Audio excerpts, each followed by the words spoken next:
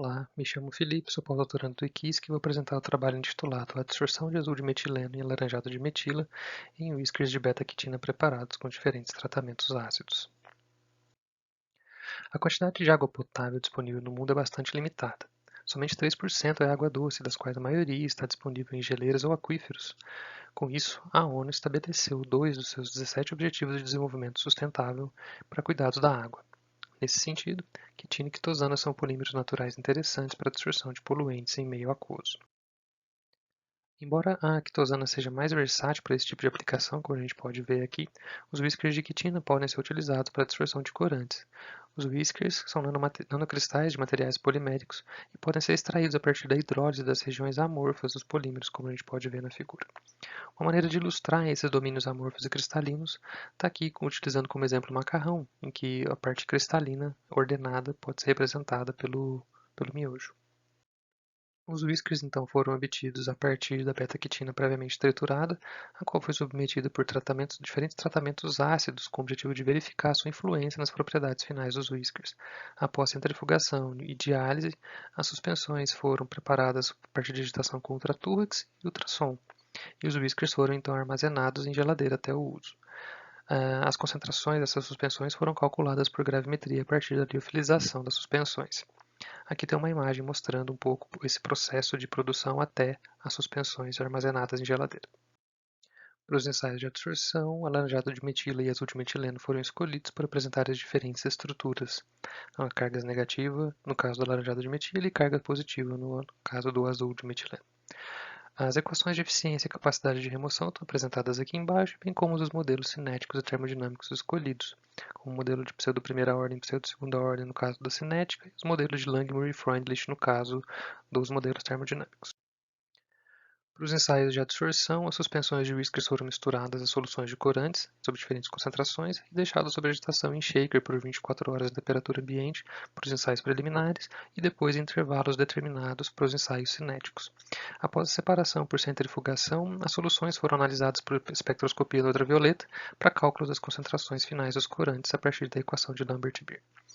Os ensaios preliminares com diferentes concentrações de whiskers e corantes indicam que os whiskers de ácido fosfórico não tiveram adsorção satisfatória nem de azul de metileno, nem de alaranjado de metila. E para as concentrações de 0,5 e 1 mg por grama de whiskers e 5 mg por litro de corante, também não foi negligenciável a adsorção. Outro resultado importante indica que a absorção de azul de metileno não é satisfatória devido às suas cargas positivas, que interagem de uma maneira não muito boa com as cargas da quitina. A partir dos ensaios preliminares, então, a concentração de 2 mg por grama de whiskers foi selecionada e foram feitos os ensaios a partir da absorção de alaranjado de metila nas concentrações de 25 e 50 mg por litro. Os resultados indicam que houve boa remoção de alaranjado de metila tanto para os whiskers feitos a partir de ácido clorídrico quanto de ácido sulfúrico. Ácido fosfórico não teve uma boa interação, o que corrobora até os ensaios preliminares, né?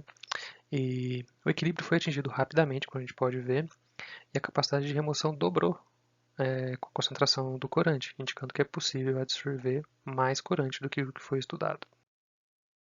Os ajustes aos modelos cinéticos indicam que o modelo de pseudo-segunda ordem descreve melhor esse processo, e os resultados calculados da capacidade de absorção foram concordantes com os dados experimentais, como a gente pode observar aqui.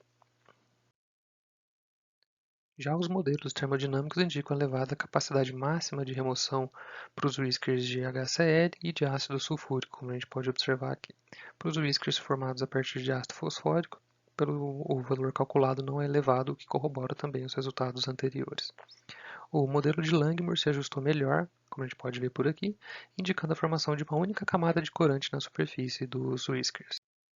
Bom, por fim, comparando os resultados com outros estudos, a gente observa que esse trabalho indica que os whiskers tiveram uma elevada capacidade de absorção de alaranjado de metila e possivelmente até de outras moléculas análogas, mas mais estudos são necessários.